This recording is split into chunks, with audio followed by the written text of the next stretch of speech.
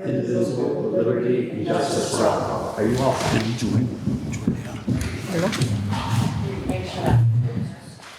Oh, you got the meeting started? Our first item on the agenda is the TAP final scoping report. Yep. All right. Do you need a second? I do, I apologize. All right, well, we'll go to the second item on the list, or fourth, Noah and Whitney Benzing. I have two different agenda topics. I don't know what to start with, parking in front of the salon or the spa. Well, you're only on there once, so, My call, no, that's fine. No, I'm just saying, just start with one and go to the next. Well, we can start with the parking situation first, because, I don't know if you know the Sheldon yet. He just recently bought the building next door to the salon as well, where. Yeah, 10 River Street, right next door. Dussault's place? Yes. Okay. We are getting a ton of blowback about no parking in front of the salon. I've had people, I mean, I understand the trucks and the buses and everything, but I've already got handicap accessible in there. I have old people who are already, I get complaints every time they come in because they come up the stairs, and now I either have to have them come up from Legion, park up at Matthews. There's not really a whole lot of options for people. I was very upset this week because she had a pedal bike on the back of her car, and there was no other parking other than park for Legion, and the entire time she was up and down seeing if someone was messing with their bike, messing with their car. People were very, very upset about not being able to park. And it looks awful. I mean, I think it's either 5 or 6 signs now that are up and down the road. I understand the first sign walking off those couple of parking spots. I can work with that and have people just park 2 or 3 back, but that whole stretch now, it's hurting the salon, it's gonna hurt his business once he's up and going. John, I can imagine anyone that's happy going in there, not being able to work. I don't know what was the original complaint? Was it the big trucks that were complaining? Was it the school buses? Who? It's just been it's been well, as long as I can remember, it's just been too narrow there. Right. And we redid the parking ordinance, put it out to the public for questions, and that was part of the change. We didn't hear anything at the time, so we moved forward with it. Right. I don't think anyone realized the impact of. I mean, we're losing, what is there, 4 or 5 parking spots there total? At least. I mean, that's it. So, I mean, there's parking on the other side of the street. Part of the thought was, there's parking on the other side of the street. There's 2. There's really not though, because the voices have apartments that are full on that side. So they've got 2 tenants that are in there. There's 2 spots. But technically, they are not supposed to park on the street. So. I mean, that's never gonna. You're gonna have somebody that, even if it wasn't a tenant, even if it, and no matter what, one of those spots laws will be taken, and there's a handicap spot there. None of those are handicap accessible, so that, I mean, I understand the thought process there. And then one of those spots has a line for it, so I think that only leaves 3 going up from there. So it'd be the 3 going towards Maples. Yep. Which isn't, for 3 businesses. Well, and, you know, you got the Legion, you got the park and ride. I do understand as a big truck or the farm equipment or everything that's coming around that corner, they can maybe compromise, block the first 2 spots in front between John's and mine, those first 2, and then allow parking up the rest of the street. That might be some sort of compromise. I don't know. I mean, it's still narrow regardless, even further up. I mean, what do you? I've had to wait for trucks to come around the corner. I mean, you're gonna have to wait even today. I mean, even with one car on one side, if there's a big truck in the car, they have to slow down. No matter what. That's never gonna be an area that you can not stop and slow down. It's a 4-way stop in the middle of there. I kind of disagree with that. Actually, today I was thinking, man, it's nice because I come from there all the time. I've been driving it for 35 years, and there was a truck around in the corner, and I was able to hug the sidewalk get, where the parking used to be, and he could drive up through, and I could come down to the stop sign and stop where, you're supposed to, so. So I disagree with slowing down. Actually, I think it opens up traffic and it moves freely through there now, my personal Well, opinion. most of my town would be 3 out of the 6 businesses in that town just lost all their parking. Well, that's why we have the other parking available. That's why, we've got a park right down, up around by Mayhew's and down across the Legion. Do you want me to tell a 75-year-old woman that she has to walk from Macy's to get her haircut? There's gotta be alternatives for her. What would the alternative be? I don't know. To be able to get in handicapped accessible Yeah. to, that was one of the things in the sidewalk scoping that we had talked about way back when, was handicapped accessibility to those buildings. I can't even put any scheme in that. How would you get it? That's not. It would be redesigning the sidewalk, maybe pushing it out a little bit and then having a slope come up, kind of like what the Legion has, that type of thing. That was, I think, one of the ideas that we're shooting around way back when. Where the sidewalk comes up higher, then goes back down to make it easier. That was one of the thoughts for handicapping. Not in the short scheme of things, handing out, because that's gonna be something that happens. It's probably not the short scheme, no, but it'd be something we can plan for in the future and get grants for it, which we're working on different sidewalk things now. Well, maybe in the meantime, we block those first couple spots and open up the next 3 or 4 spots for now. Because it's not working. And it looks terrible. There's 5, there has to be 5 signs out around. Yeah, It's not a welcoming, come stop our businesses. yeah, I don't know why, I just noticed the extra signs. Do you know when those were put in? No. I mean, when they first They did, keep there's adding- one pointing the wrong way, direction. there's one pointing this way, it makes no sense how they were put anyways. I know. Okay. Yeah. I mean, We're on agreement for that, for sure. the stops, yeah, the signs are probably a little much, but I don't know. But the tenants shouldn't be parking on that street. No, Tenants' cars park there all the time. On the other side. If you're cutting down for the businesses, those tenants should be made to be parked on their own parking space, not out in town street. So we need to send a notice to the landlord, basically stating that, that would be a first step. Yeah. Well, with or without that one extra spot on the other side, it doesn't fix the other side of the street with all the signs. Because the apartments that are up above from there, they have their own parking spot. There's a whole separate parking situation. Yeah. None of those, on my side of the street, none of those apartments are parking on that side. It's on the opposite side, there's one semi-permanent car that's there quite often. But again, that's not, I've been there for almost 2 years, I've not had any parking issues until now.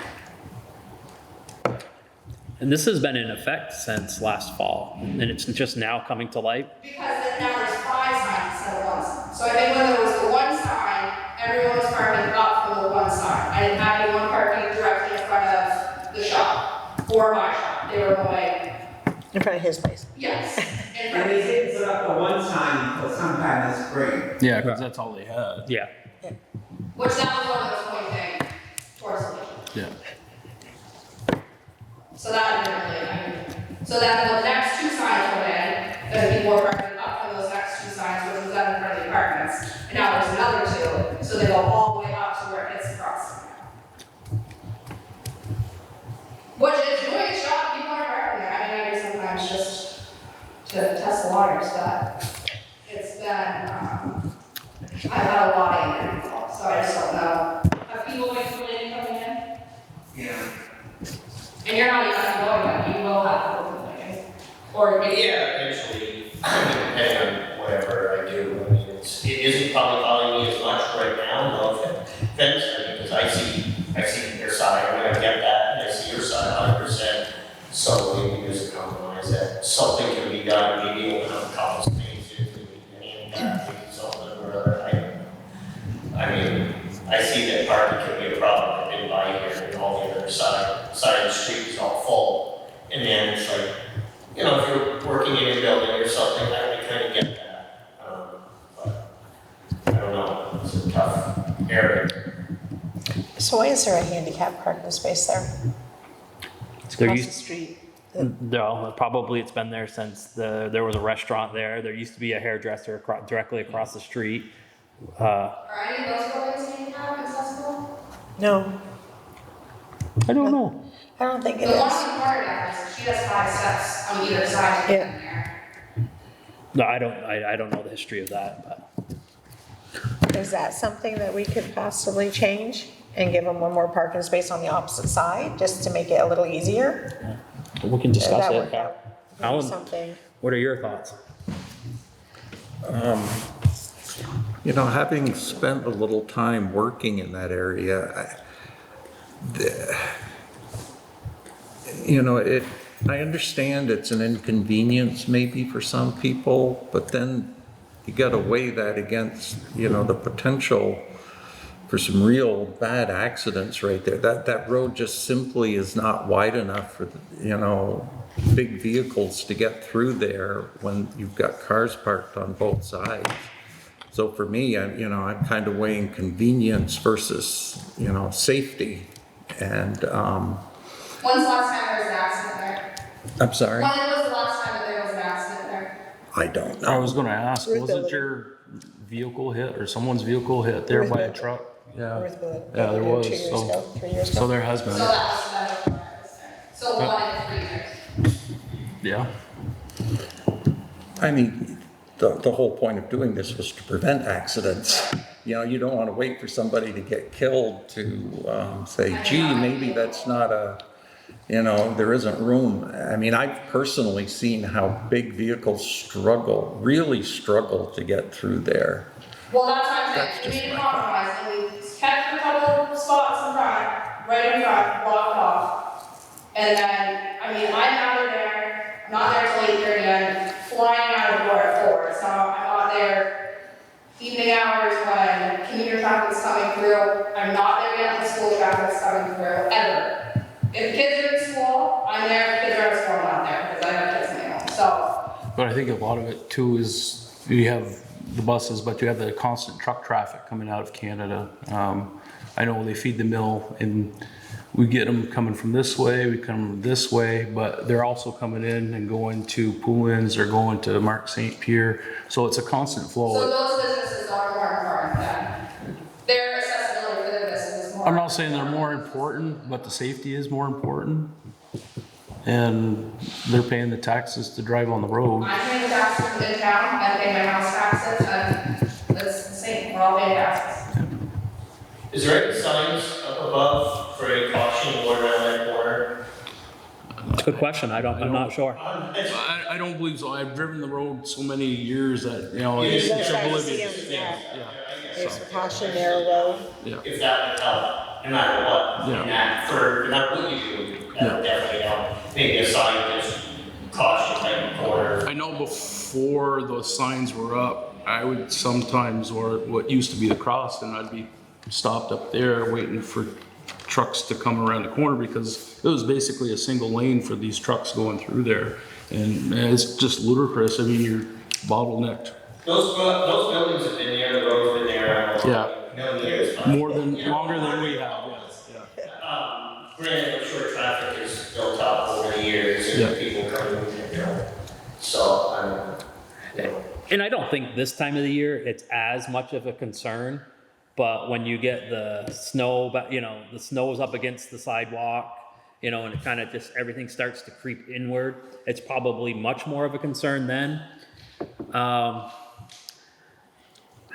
I would say that 2 winters ago, but I don't know if it changed, the gentleman that did the sidewalks this past winter, he plowed that sidewalk more than the main road was getting plowed, it was always clear and moved back, I didn't have one Yeah. issue this year with any Yeah.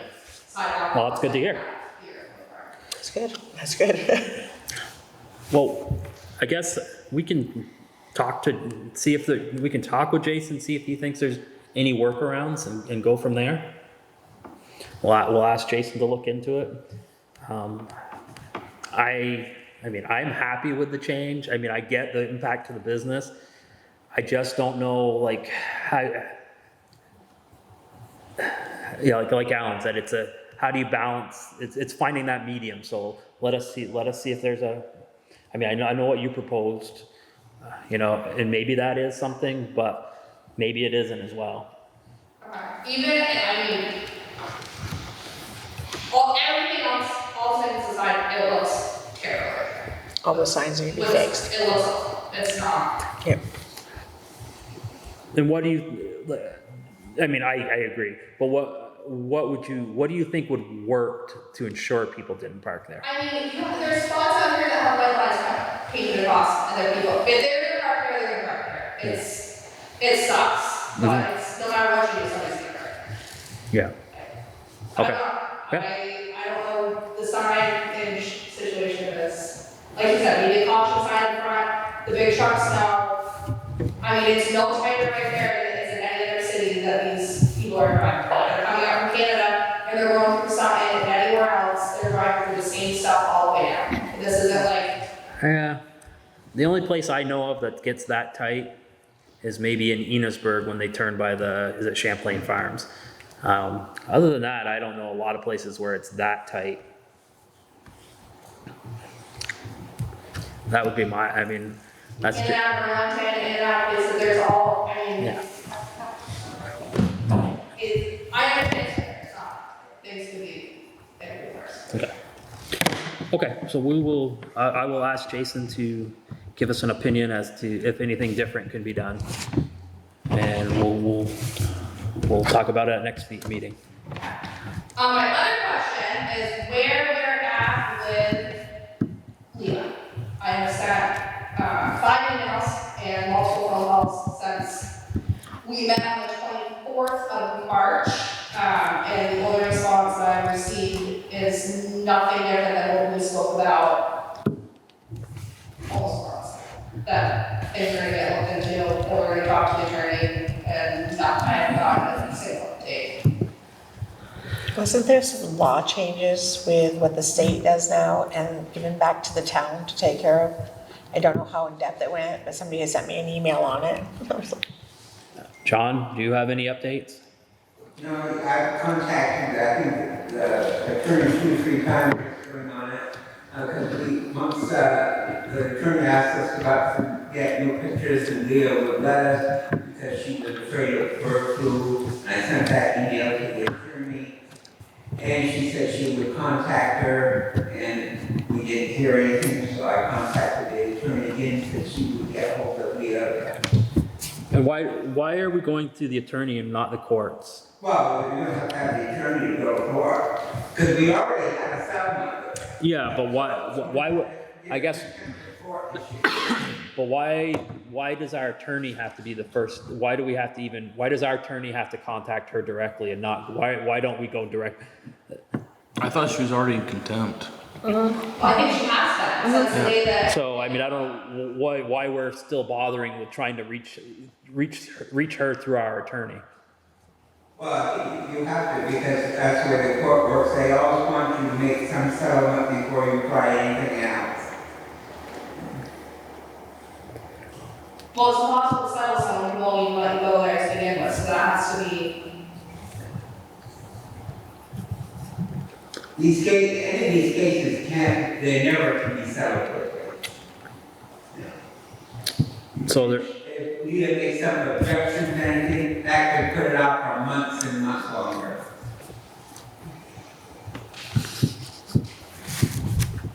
Can we see if we can push that through faster? Get back in touch with the attorney? Because it does need to be, she's already in contempt. So, she's already gone against the courts. Right, we've had this I mean, I know you guys have been having this conversation much longer than I've been here about it, but we're almost 4 months in on, I mean, I understand you said for it took 2 years for the court, the whole thing, but there has to be a way. I'm not saying tomorrow she's gonna clean up her act, but 4 months seems like an awfully long time to even There go. was a case on television last week that it was over Orleans. It was going on for 4 years, the same type of situation. farm animals in the village. But that's Might not act- before that you might even actually start be worse than COVID the- started, Yeah, you're way past the yeah, we have to get more aggressive with her, I think, if we can, by law. Yeah, so, you know, can you ask the attorney to write us a letter as to what what the steps are, Yeah, okay. you know, and have it for the next board meeting? Like, what are our next steps? Is there, and ask her, you know, what's the most aggressive approach that we can take to make it happen? All right, I mean, I don't think I can be any more aggressive than what's going on. She is part of all of the St. Albans, Franklin County free groups. Every time I see her post on something, Katie Animals, I immediately write to people and say, this is who this person is, this is what's going on.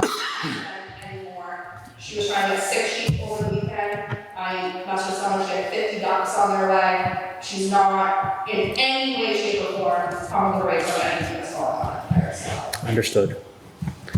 Okay, so we will do what we can through the attorney, Yeah. court system. Alright. Well, thank you. I guess maybe I will just tentatively plan on coming to the next meeting, and I can check in a little bit situation, and once we talk to Jason about parking. Okay.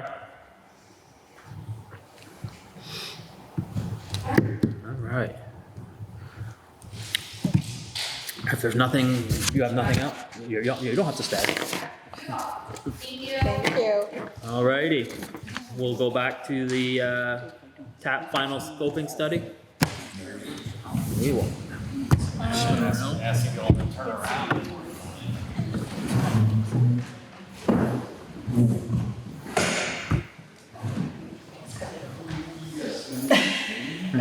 Yeah, I tried.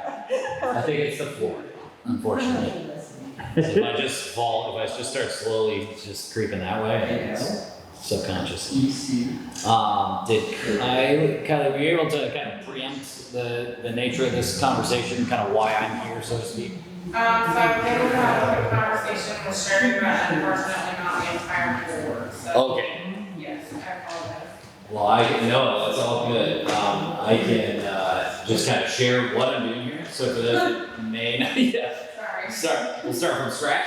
So I think it was about last April, my firm VHB was selected to kind of complete this scoping study for the town, kind of municipally assisted and managed by Trans and the Northwest Regional Planning Commission. So as you all likely know, you received the town to fund a scoping study to look into the potential kind of design, permitting, and eventual construction of the sidewalk connection from the Noise Creek intersection down to Richford Elementary. So we've been spent the last just about a year working with the NRPC and primarily Marissa and Kylie on developing the scoping study.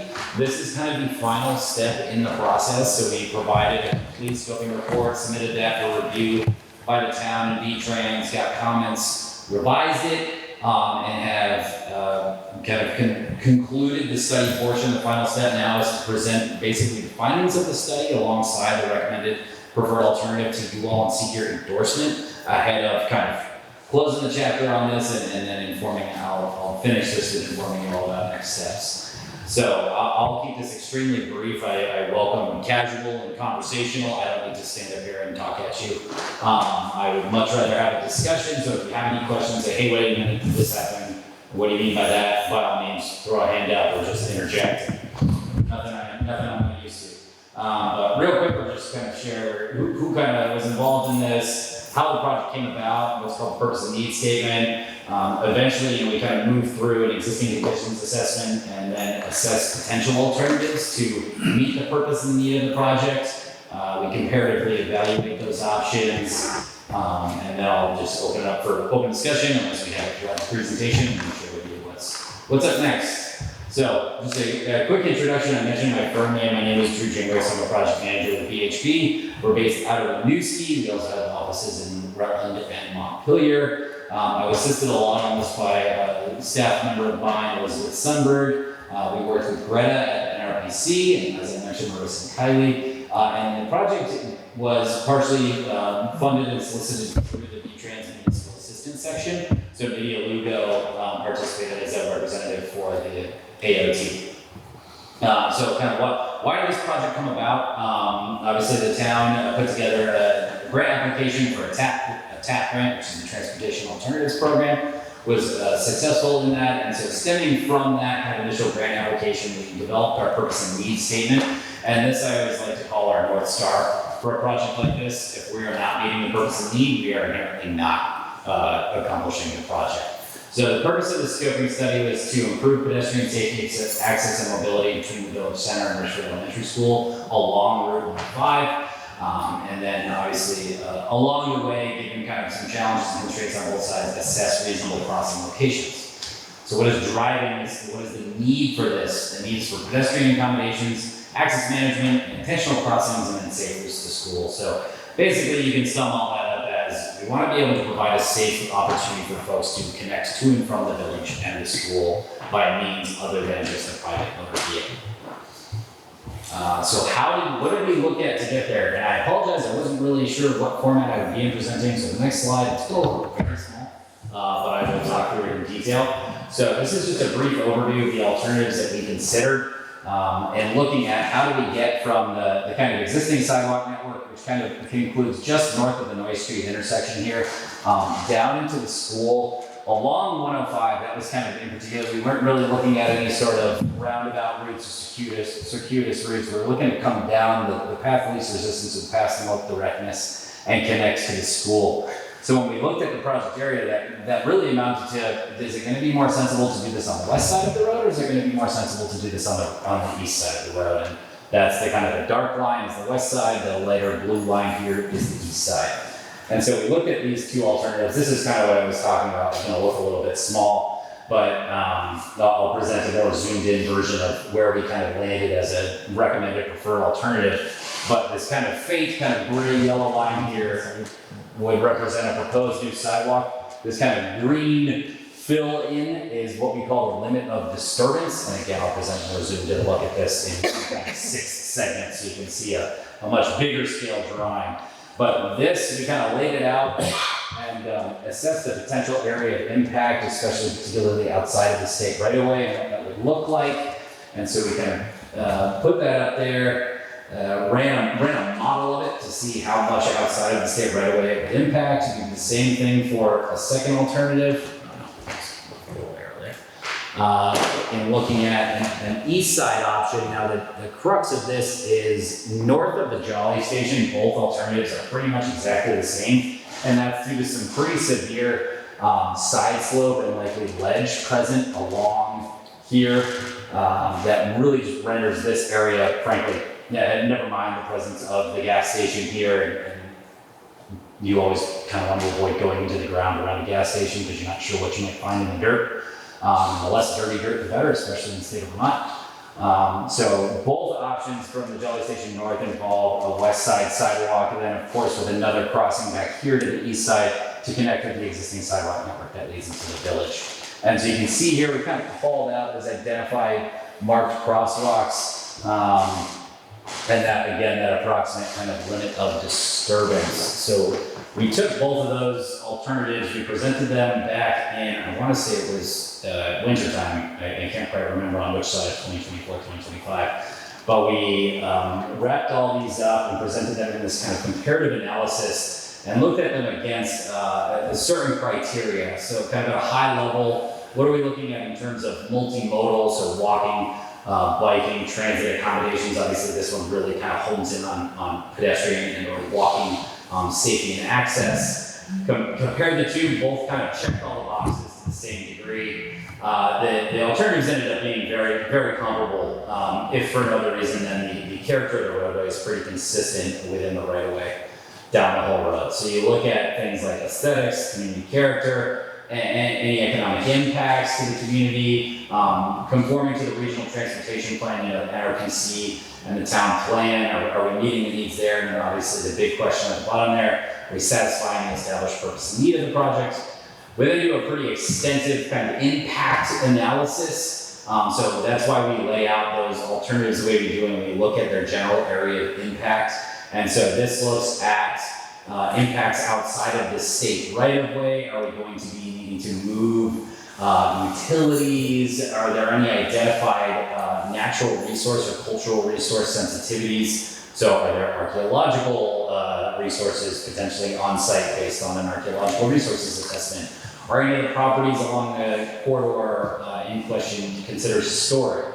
Are there floodplains? Are there any sort of critters out there, rare, threatened, and endangered species you need to be cognizant of? And we do this comparative analysis, and I promise this is not a copy-paste. The two just frankly amount to the same amount of impact or potential permitting.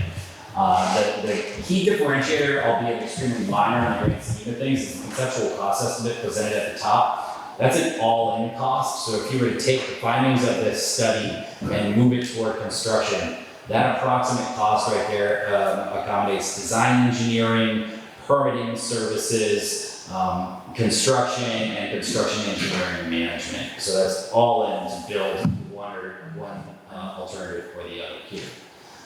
So throughout this whole project too, I realize I'm going at breakneck speed here, but I figure I'll take up as much of your time, as little of your time as possible. There were two public engagement meetings. There was the local concerns meeting, which is kind of the kickoff to the public engagement process, where we just kind of present what this project is going to seek to do and hear what people have to say about it, express their concerns, their ideas for potential opportunities for improvement throughout the corridor. And then we have what's called the alternatives presentation, where we take all that feedback, we kind of combine it with what we've learned from our existing conditions assessment, develop those alternatives, and present those. And so, I guess for all intents and purposes, this was a pretty, what I would call, inoffensive or unoffensive project. Folks are kind of like, yeah, why would you connect your village center to the school? It makes a lot of sense, especially if you can do it, at a reasonable cost and with not a lot of impact, particularly to private property owners and or natural resources or sensitivities in the area. So it was pretty favorable. The alternatives presentation was more discussion about almost like splitting hairs as to what would be the better alternative versus don't you dare do that in front of my yard and I don't ever want this, why are we even here talking about this? So it was pretty friendly, which I always appreciate as the guy standing at the front of the room. And where we landed was that alternative one, that west side sidewalk. This is where I'm going to get into the bigger look at what we would seek to do here. That west side sidewalk, primarily because the impact was fairly matched on both sides. That the east side alternative resulted in one more roadway crossing, which even though it's not a 50-mile-an-hour speed limit along 105 here, we heard a lot of concerns about driver speeds, especially approaching the village center. So can we minimize the number of crossings that you need to accommodate?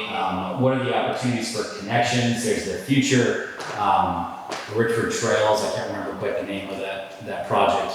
The walking trail. The walking trail scoping effort and hopefully eventual kind of improvements that's happening also on the west side of 105. We saw that as a great opportunity for this alternative to connect to that project. Obviously the Jolly's over there. Again, reducing the number of crossings because of the complications on the east side of the corridor once you get to the north. So we landed on this kind of a revised alternative one, and I'll explain where the revised piece comes from, but just to orient folks, I'm going to step through. There's six slides. This is kind of the zoomed in version. So anywhere you see kind of this coloration here, this is intended to represent that 6-foot concrete sidewalk. Anywhere you see that green, that's that approximate area of impact. You can kind of see it as it pertains to that right-of-way line. The right-of-way line here doesn't so much matter because we're talking about the school property and the town property. It's when you kind of advance a little bit and get out towards 105 that you'll start to see that back of sidewalk is really right on that right-of-way line. And so we are anticipating some construction impacts beyond that, but not necessarily any permanent impacts. And so this location down here by the People's Plaza and Elementary School Road is where we seek to cross. We obviously got a lot of input on folks kind of crest the hill, come down, pick up speed. We want to be very sensitive to the fact that if there's sort of move into engineering design, we want to do some pretty thorough site distance and kind of engineer study further around how best to mark that crosswalk. That wasn't really a problem we were looking to solve here. We were just basically looking to assess does implementing a potential crosswalk there kind of pass the sniff test, and the answer for us was yes. So then you would continue this sidewalk north, going down the page here. Now I've kind of flipped you. North is coming right here. and we're heading along, Sewer Plant Road where that Richford Trails project is into the future. And as we come down here, you can see this green here, this is where there's a culvert for the brook, so this area of impact is a little bit more exaggerated than it otherwise would be. But the other thing I wanted to draw attention to here is one of the kind of changes that came from our alternatives presentation is we had originally proposed, or at least included in the alternative, that the entire sidewalk would be curbed right on the edge of the existing pavement. So you have your pavement, it would go right up a butt into a curb, and it would come up, and the sidewalk would be right on that curb. So you'd basically be walking on the sidewalk, you'd have a 4-foot shoulder, and then your travel lane. We got a little bit of input, so as to say, are there any locations where we might be able to increase the separation from the roadway horizontally, do away with the curb, but push folks farther away from the road? And that was pretty well received in the room. So we sought out those opportunities. Now, as with all things in kind of scoping and assessments, you really got to evaluate the trade-offs. So anywhere where it was going to push the sidewalk out and cause significant property impact, especially at some of these locations where the structure is very, very close to the road, we needed to be sensitive to that. We weren't going to obviously put this so we're now going to be able to construct this and almost touch the front step here. We don't want to do things like that. So we kind of struck a balance between looking for an opportunity to reduce the amount of curbing in the interest of creating that separation, as long as it didn't come at the cost of greater impact to private property along 105. So that's kind of why you see here, you have this thick line that's kind of representing the curb section, whereas now we're going to taper it out to kind of create a little bit more separation from the roadway. And then you can see here, we're kind of doing the same thing. We're coming back to the road, curving it through here, but then where opportunity presents itself, shifting off the road. It meanders a little bit, not to an extreme degree, but we sought out wherever we could do that. Coming across the Jolly there, you can see a lot more curved sections. We're proposing some modifications to the driveway access there as well, just because as it currently exists, it's this massive sea of pavement, and it would be very uncomfortable for someone to regularly walk across. That was also input we got. So we sought out that opportunity to look at how can we improve access without restricting access, obviously. We have a lot of semis coming in and out of there. Yeah, and we heard that. Yes. Yeah, and we heard that, and that's kind of taken into account with how we've assessed the potential circulation. And these are high level conceptual, but I think our intent was, we heard feedback from folks that it would be really uncomfortable to walk across. Oh, yes, of course. It is today, so how can we accommodate that? And so we think we've done that without restricting access, so to speak. That's the last thing we want to do, understanding how important truck access, loading and unloading, especially larger heavy vehicles to a station like that is. So we kind of continued it up here. You can see there's some, not a lot of opportunities to reduce that curve. The other thing we liked about reducing that curve is it reduces the intensity of construction as well as the project costs. Because when you don't have curve, you don't necessarily need a closed drainage system, and not including curve is much more affordable than including curve. So that's another thing as we proceed kind of north here at the Noy Street intersection. You can once again see where we're kind of calling for that sidewalk where we have those curved sections versus uncurbed, retaining that 4-foot striped shoulder throughout and striping across kind of up here. This, there was the kind of Noy Street streetscape study that was done long ago. We wanted to at least kind of take into account what the findings were there and seek out a spot that could be reasonable enough for a crossing. This is another crossing that we think it kind of passes the eye test, so to speak, but we want to be mindful of, are there any sort of higher constituting markings or kind of flashing signs here that could potentially be implemented if a crossing were to go here, all things that would come down the line in engineering, permitting and design if the project were to move to there.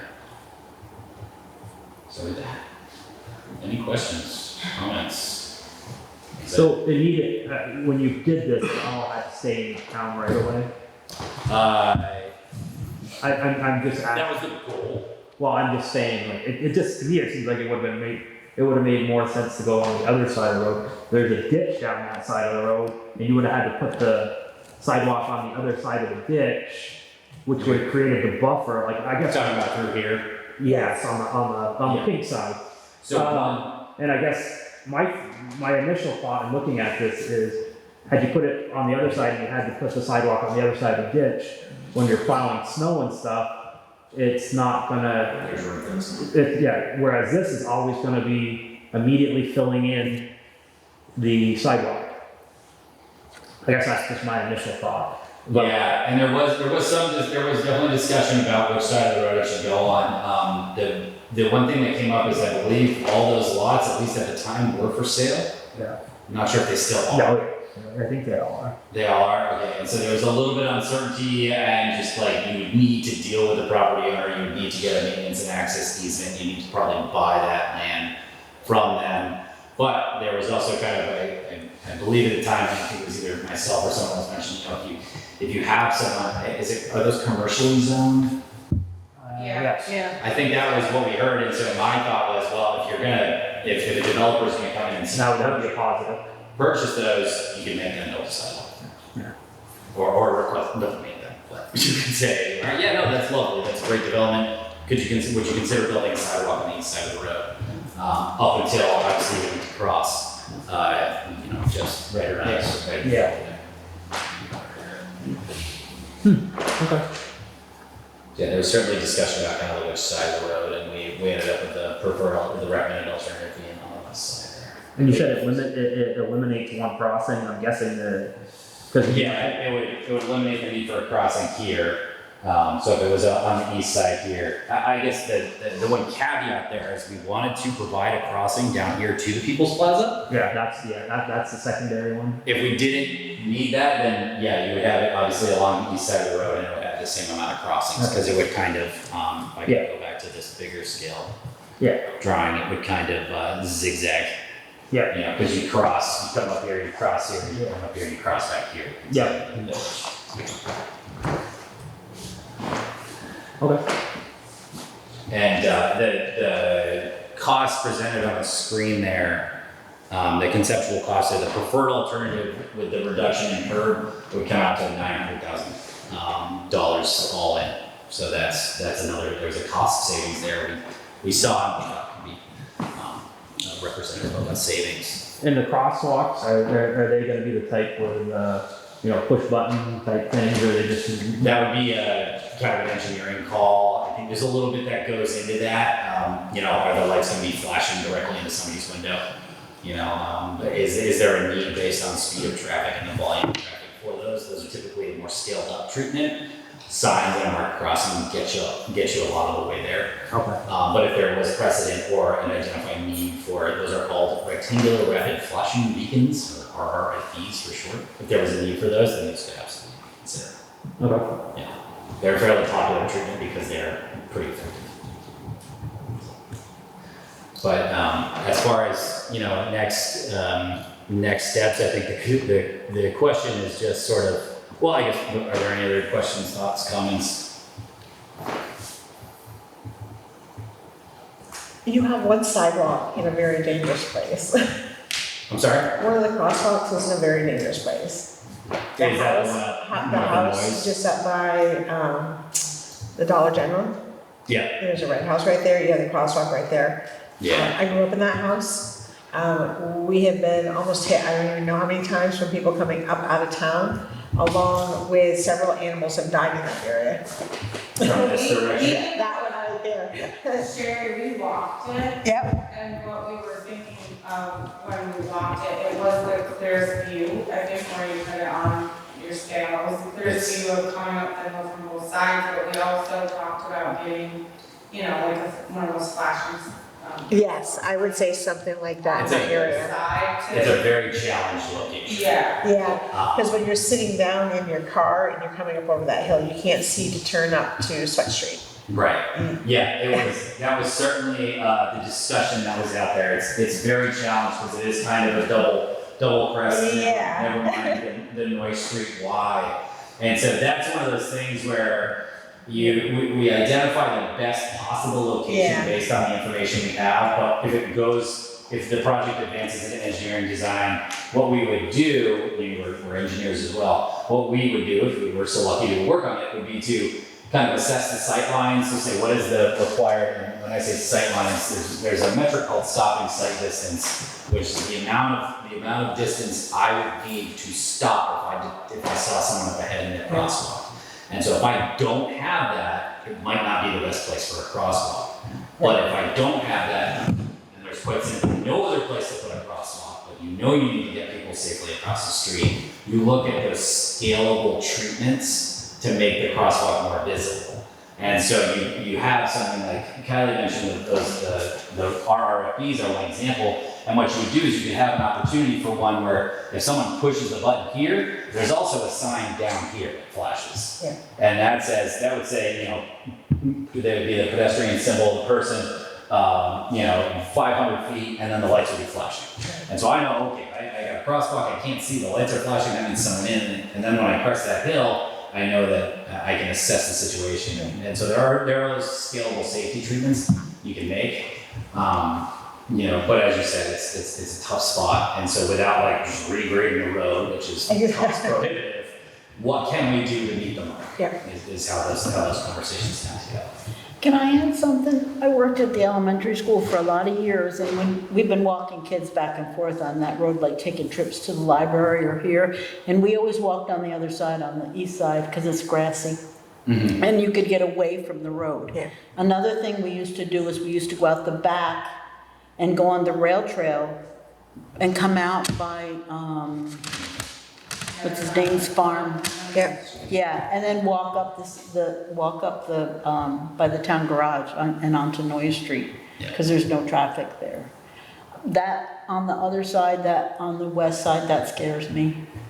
As an adult who's walked kids many, many times on that side of the road, that's just my feelings. Yeah, I mean, the challenge with the east side was that it was entirely outside the town right away. So you're looking at property acquisition that could potentially be fairly significant and so expensive that it might not like.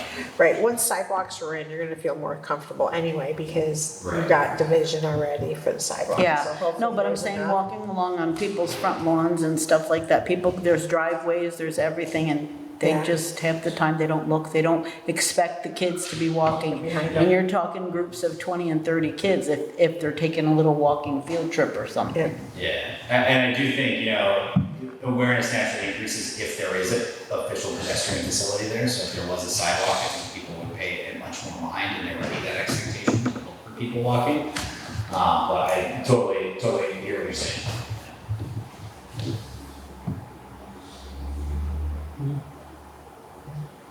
Any other questions, comments, jokes?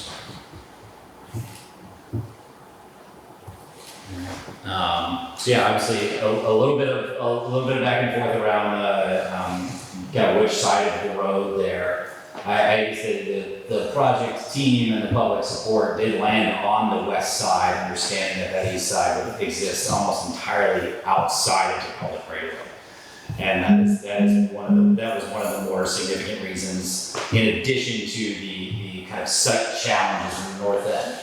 So we were pretty confident in that, and we heard a lot of what we're hearing tonight about those two. And when we looked at it, I think we determined that the west side was going to be the path of least resistance. It's potentially eventually getting a sidewalk built with those crossings to reconnect it to the existing sidewalk network into town. And we also talked about, I believe there's some mini grants out there where you see it in a lot of other towns now. You have like the slow down signs, like they're trying to. Slow children, yeah. Radar So, screen feedback. yeah, we talked about like trying to apply for some of these mini grants to get some for town, because it is a place where people tend to not do 25, they're doing. Oh, yeah. So, Right. anything to mitigate. Yeah. Really fun. But yeah, so with the study being done, the preferred alternative being identified by the project team, the kind of next steps here are obviously to present to you for your endorsement of the findings of the study, the recommended alternative. From here, we'll kind of put the stamp on the document, and then the next step would be to seek out those funding opportunities. I did alert the town about a month ago. The statewide bicycle and pedestrian grant program solicitation went live, and this is every May. It's due in middle of July. It's a fairly decent grant opportunity, especially for larger scale projects. There's a local match involved though, so it is one of those things where now that you know kind of what the implications are, what the potential impacts are, and obviously what the cost could potentially be, you could put forth a grant application to try and seek some of that funding to make the project a reality. The P.E.G grant program through the state is 80% federally funded, but requires a 20% local match.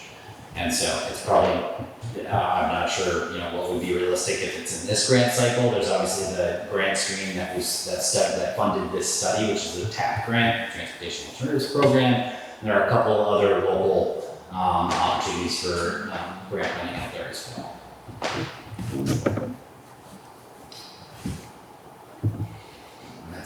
That's where things would go from here. So I guess I'm not sure if there needs to be an official vote necessarily on the endorsement of the study, but the study is, for all intents and purposes, intended to be marked complete with the recommendation of a west side 6-foot wide concrete. I don't think there needs to be a vote on that, do you? No. Well, we thank you. All right. Thank you for.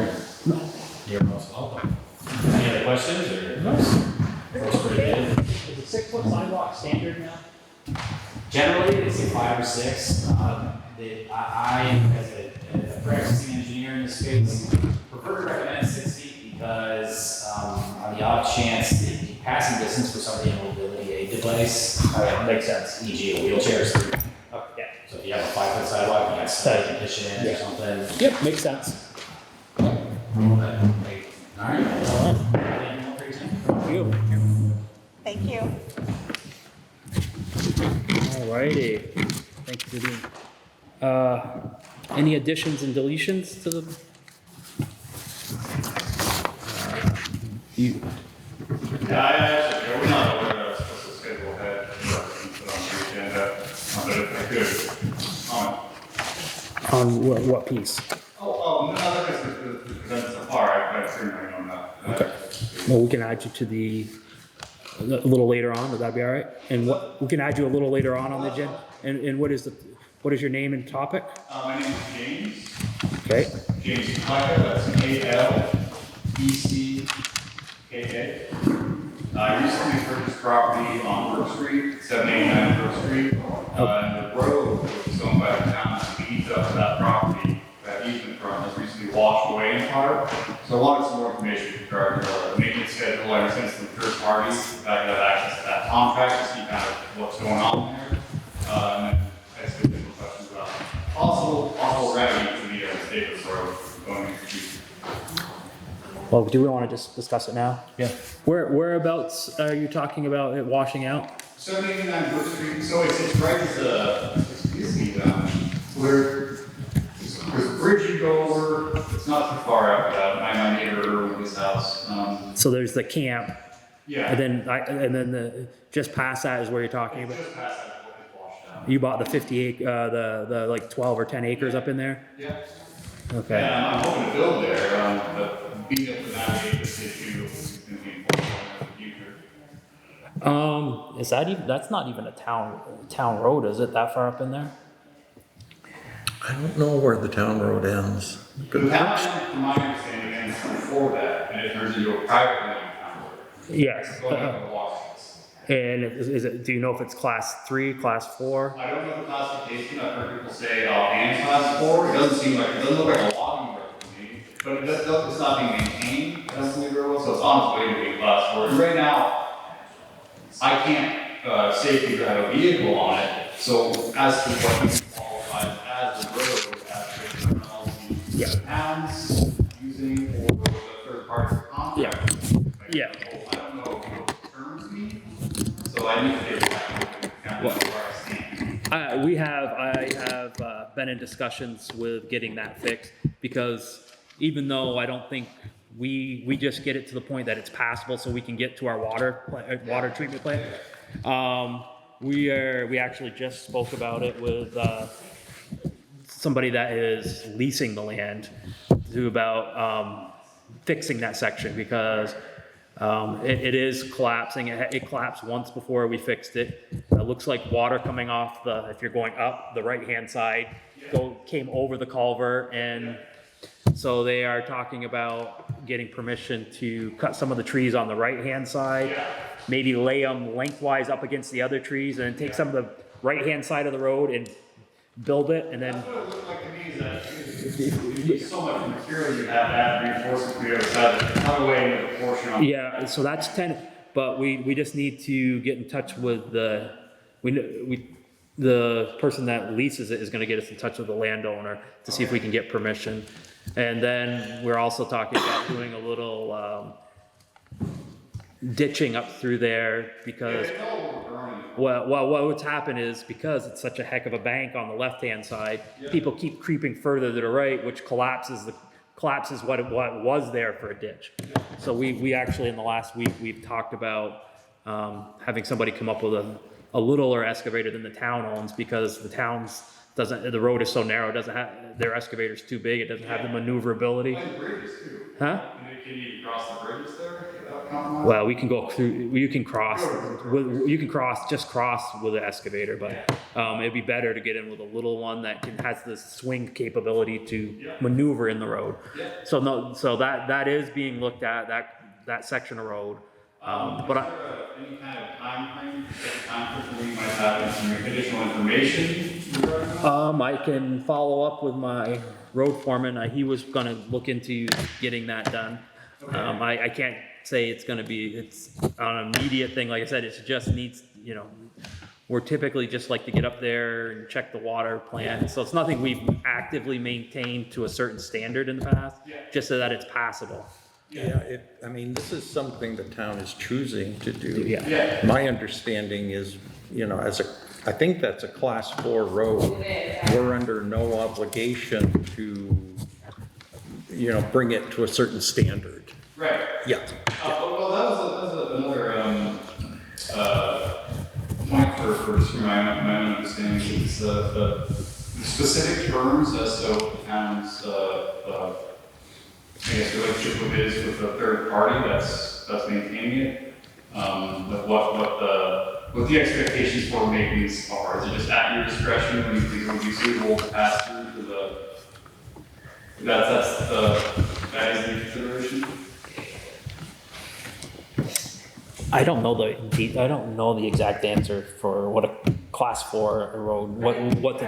Is it possible? I Okay. spoke with Eric, I believe I spoke with you, a week or two ago, and I mentioned. Yeah. And I did speak with Eric, and he said it is a class 4 road, and it was at the town's discretion on how they maintain it. Okay. Was the classification ever changed?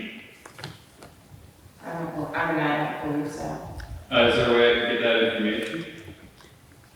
What do you mean changed? Like, I think at some point in the past, they went through and they designated them, and I'm not sure that it was ever designated anything other than class 4. You mean with no residents up there? I'm guessing. That's a follow-up. So were I to build residents that are current residents in the years to follow, could I have an expectation that the town would maintain that? And then another thing that came to mind was why I wanted to look at the contract with third parties. If I was living there and I could cooperate perhaps with the town, or if I could work on the road myself eventually to maintain it to a certain standard. I don't own the road. I'm going to be driving on it.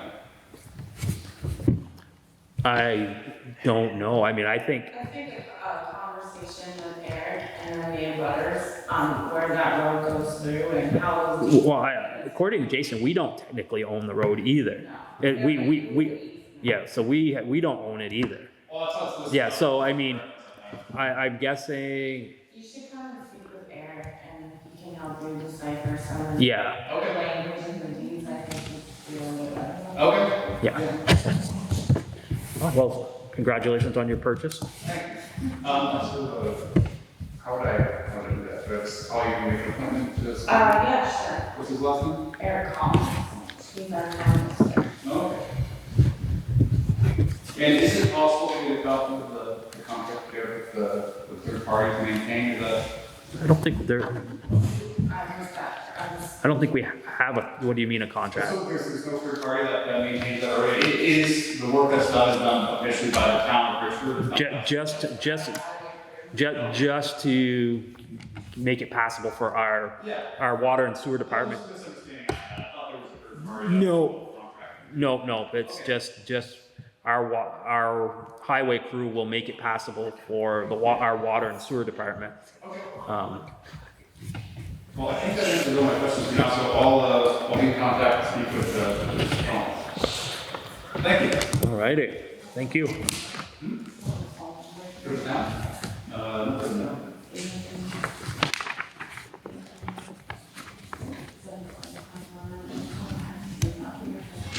All right, do we have approval of the June 2nd meeting minutes? I'll make a motion to approve. I'll Yeah. second. All those in favor? Aye. Motion passes. And, town administrator, do you have anything?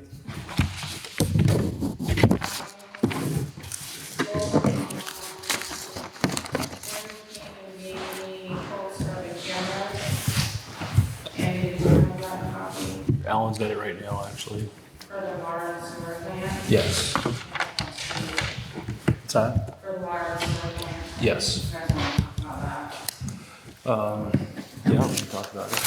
So, last meeting, we mentioned that we got broke into up there and all the tools were taken, and, there's a substantial amount. So, we're looking to put cameras at the sewer and water plant to help mitigate any future break-ins or catch the people who've done it. And yeah, these will go work in conjunction with the upgrades we just did around, so. And you wearing the town clerk hat, your town clerk hat, we have adequate funding to put those in? I'd say we could find it within the water and sewer department. Okay.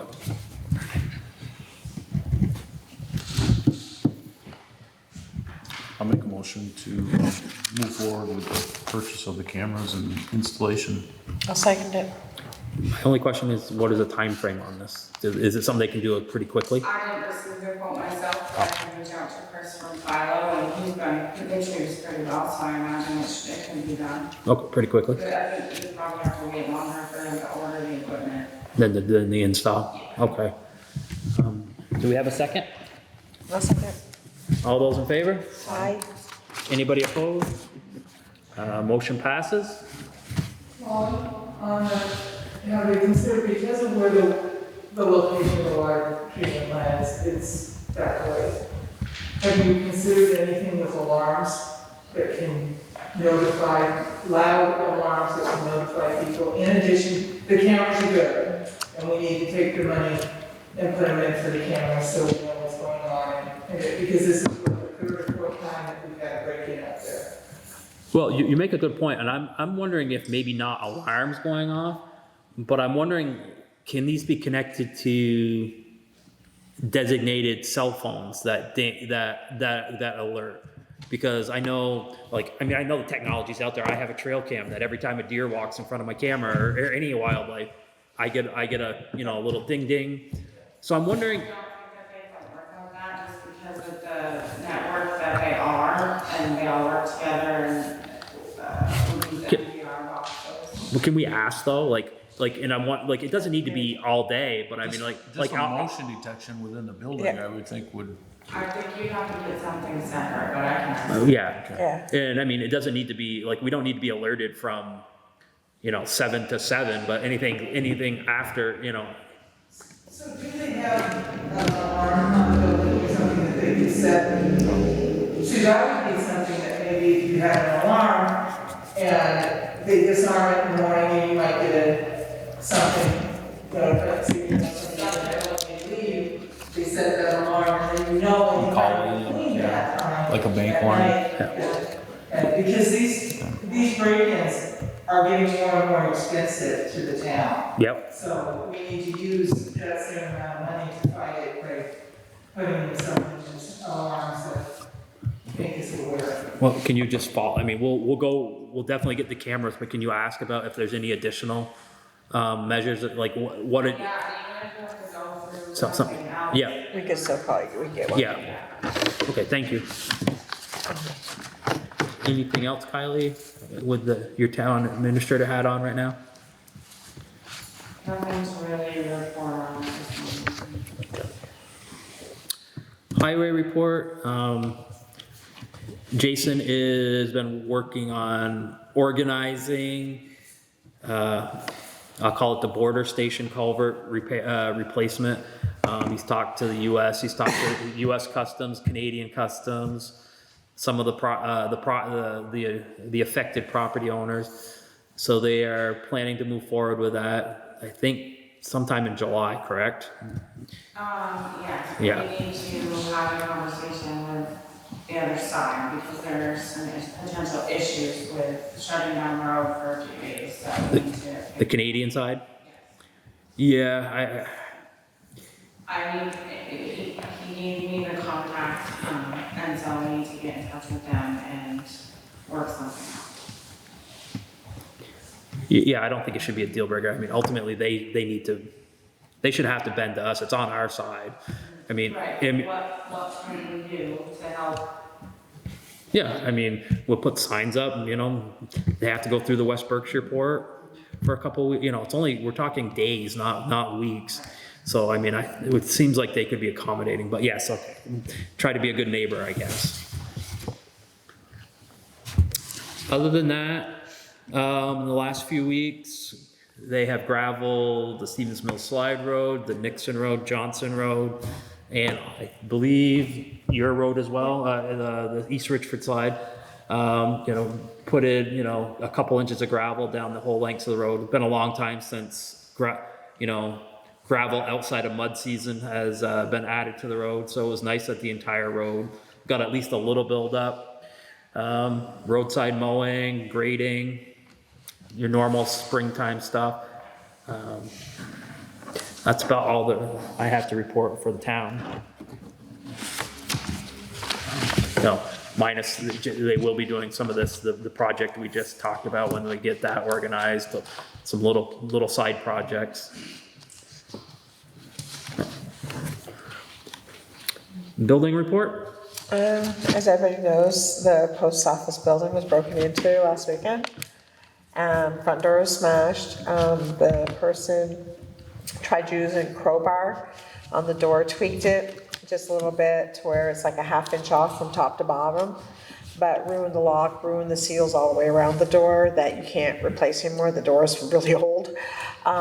So having 2 different people look at it, the census is to replace the door. We could replace the glass, but chances are it may end up cracking easily because it is tweaked a little bit. Plus the molding trim to hold the glass in is a lot different nowadays than what it was way back when. So to remake that wouldn't be anywhere near what it looks like right now. So I'm waiting on quotes right now for a new door, a pricing for the new door. The bank also got broken into. The bank is the one taking responsibility for their own door, for the door to the bank. They're fixing it themselves, they did their own cleanup. They said that was no charge to the town, that was theirs. And our Thomas cleaned up the post office side of it and Cindy helped, so. And the fire department put on a piece of plywood and got it sealed up, some padlocks and stuff on it so we could get it looked at. So now it's And they opening. caught the individual, correct? They caught him, that next day, yeah. And what is the repercussions there? At this point right now, they're waiting to find out how much the door is, but I believe he was already out on bail.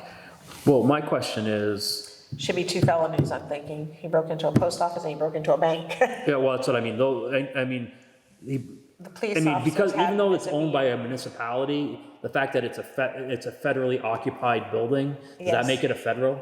It should. Yes, Yeah. it'd be 2 federals.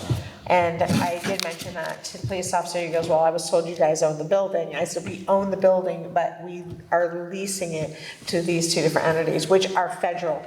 Yeah, okay. So it should be federal. And what did they say to that? Maybe he really didn't, but from what I understand, he was charged for B&E.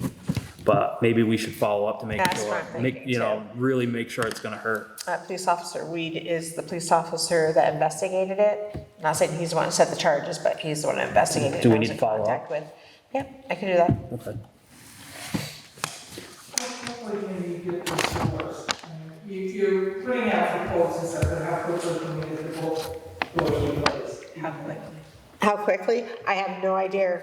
They're a strange size door. I'm not sure they're getting me a quote, and once they do, I'll bring it back to the board, and if it comes sooner, I can always reach out to everybody and see if we can get it voted on quickly and get it in as fast as possible. I don't like the looks of it either. Oh, I do have a follow-up to post office. You asked about doing the stairs. I asked Jason, he's not really comfortable fixing the cement, but I was looking at them and I wondered if we could do, as a temporary thing, if we got like angle iron, like a 3-inch angle iron, thin, Yeah, 3/8 or something, and we could just plate the edge, the treads, the edge of the treads, if that would work for a little bit. I could find out. We have a metal person just outside town here. I can stop and see. Well, and I think the town crew could probably install them. But I don't know if that would be like past muster, but it might get us a couple more years. Yeah, So, if you want to look into that, I think that would work, and then we could just use that would cover most of the broken edging if you did 3 inches. yep. Do you want me to talk to Jason and see if he can meet me over there and we can go around and look at it? Yeah, and see if he Okay. thinks it's doable. I've already talked to him a little bit. Oh, you did? Okay. And he's the one that suggested, the 3-inch angle iron. So, If we can, then do the leveler to make it all nice and smooth for the top of the step. well, I think just we could, I don't know if we could level Patch it. but we could fill it, that's gonna cover most of the broken chips Yeah. on the toe of or I'll call it the edge of the treads. And wherever the 3 inches doesn't cover, I think you could use some hydraulic cement to get you to fill in, to fix the cracks for at least a little bit. Yeah, that's a good idea. Okay. Oh, I do have another question, or statement, I guess. Out back of the post office is very dim. I reached out to D&D to see if they could do a quote for us to put more lighting back there. Just because of what's going on in town right now, in all towns. I just think we need a little bit more security back there. So you're waiting? Is that something you guys are all good with, yeah? We're gonna call him, one of the shooters this weekend when they have that dance party, that light over there, The first one? yeah, it tripped a breaker and it was Oh, nerve wracking, so if you want, I'm gonna call him, okay, you're gonna call him. okay, I can do that.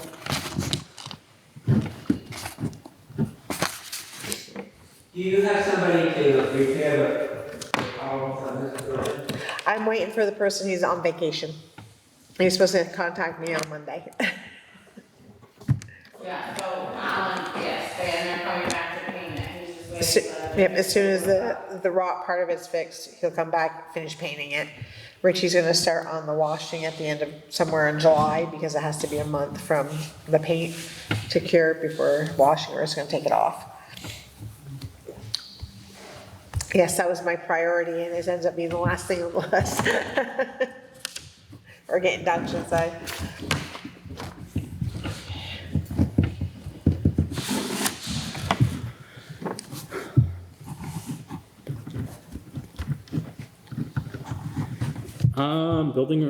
Water and sewer?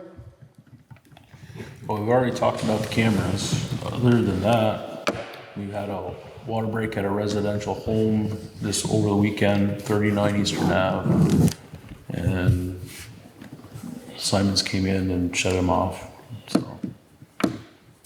Alan, do you have anything to? No, I didn't have anything. When you say shut them off? Shut off the service, so they've got water in their basement basically right now. And are they there, living there? I don't know, does she live there? Yes, owner occupied. Okay. So, I mean, how do you shut the water? I mean, is it? We'll shut the fix it and we'll turn it back on. It's her It's her- fix. It's her fix. Okay, gotcha. Okay. Nothing else for water and sewer tonight? Parks and playground? Nothing, just appreciation for the beautification committee and all the beautiful flowers around town. It's beautiful, so thanks to them. The highway, Information on the paint. yeah. Okay. Yeah, the highway crew has been prepping. Jason called while we were in an earlier meeting and said he's having a hard time finding the marine green. So he's got, I guess Sherwin-Williams was who we were told that they bought it from in the past. So the manager was out today. He's coming back tomorrow. He's gonna help him try to find it. If it's like maybe it's like a car, you got, forest green one year for Toyota, the next year it's not forest green, it's something else.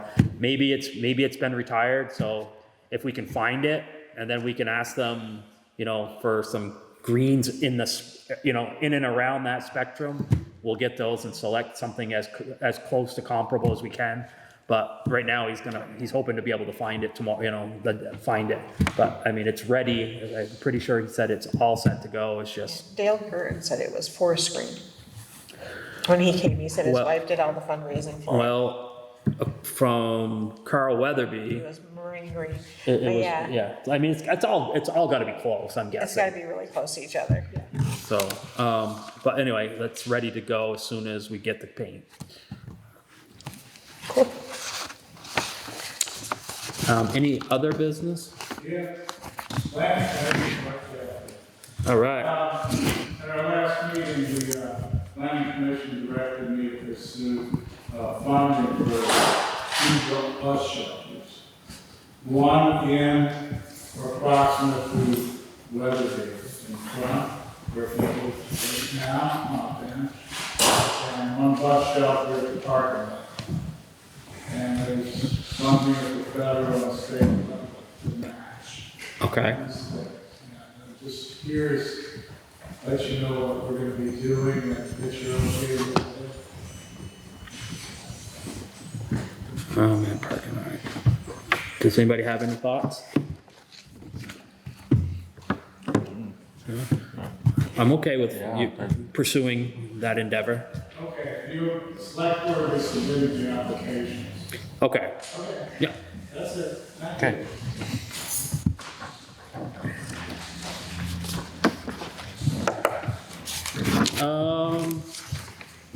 Executive, sorry guys.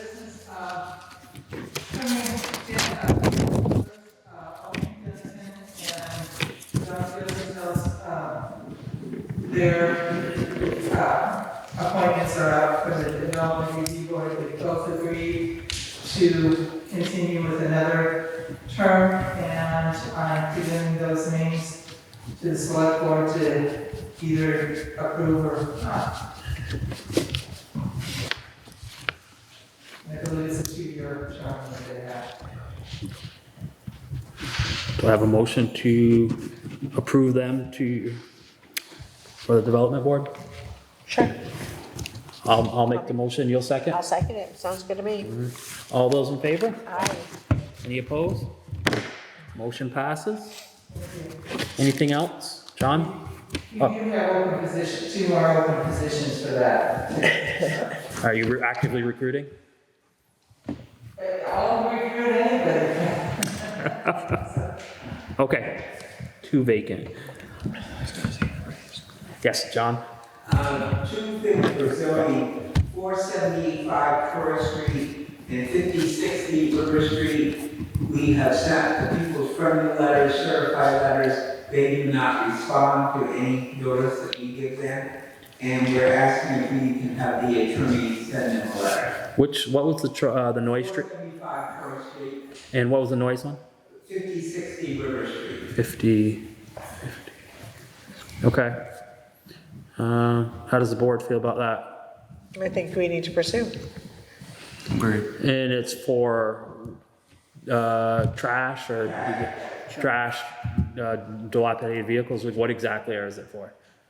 Well, 475 is Butch Smith down Okay, Shore Street, and there's just almost a unofficial salvage yard, I would say there. okay, And 5060 River Street is the old laundromat, and there's tons of old furniture and garbage store around the yard out back. okay. I'll make a motion to allow you to have you pursue sending them attorney letters. Have a I'll second? second it. All right, all those in favor? Fine. Any opposed? All right, Okay, thank you. And also I have, from the Methodist Church, we'd like to have the water disconnected at the parsonage. We eventually plan on tearing the house down. It's in drastic need of repairs, and the foundation is bad on it, and it doesn't meet any standards that we would have to have a minister live in it. So our plan is eventually to have the house torn down. Immediately turned off? Turned off and tapped off the street, so we aren't paying water rent for nothing. are you also, that something you guys can take care of? Yeah, or have it taken care of? I Need don't the address. recall what our new Yeah. policies were regarding taking somebody off the service completely. We'll have Used to be review they had to dig up the lines and cap them. Yeah, I don't, shut-offs maybe, but. I don't remember if that's what our new policy said or not. We'll have to look into it. Yeah. Okay. Anything else, John? Has there been any progress on any police coverage? Because we seem to have a new group of dirt bikes or whatever you call these little things up and down the street half the night with no lights on, 3, 4 abreast the street at a time. It's almost every night. We have not, other than the meeting that Alan and I attended with the Orleans sheriffs. But other than that, I have seen, and I don't know if it was just the lucky timing, the state police have been active, I believe, I've seen them there 3 times in the last few weeks on Center Street. So I mean, and then I saw them a couple other times down in the Legion area. So I mean, they are present. I'm not sure what they're focused on, but there is at least still some there is still state police coverage in town.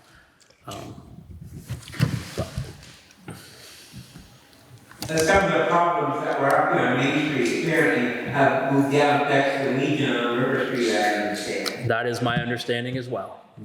They are now renting down there. Yeah. Okay. Robert, do you have your hand raised? Yes, I got just one question. Have you got the total cost of what it was for the gas leak at the town garage? We have not. We have, the only thing we've been billed for so far is the testing. We have not, we won't know more until they come and do the first round of excavating, I guess. And then they'll do some follow-up testing. So we don't know, we don't have a cost estimate, but we have filed the insurance claim. And we are eligible for up to $50,000 of a state cleanup fund. So hopefully that mitigates all, if not, or at least most of the cost and down the road. Okay, thank you. Yep. Alrighty, if there's no other business, I have some executive for some contractual discussions. Okay. And is there any personnel or anything that we need to discuss? Just, I guess we'll go to executive to discuss a couple contractual things. Okay. Was there a motion? I'll make a motion to go into executive. All those in favor? A second? Yep. All those in Aye. favor? Aye.